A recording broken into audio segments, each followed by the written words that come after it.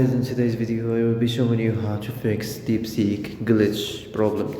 So the answer is easy. Go to the settings and then scroll down to the apps section and then go to the search and search Deepseek, and next go to the storage, and here you will find this this clear cache option. Click on it. Now you can go check it if it worked, and if it didn't you can try to restart your phone or turn the Wi-Fi off and on, or the Bluetooth or the airplane mode.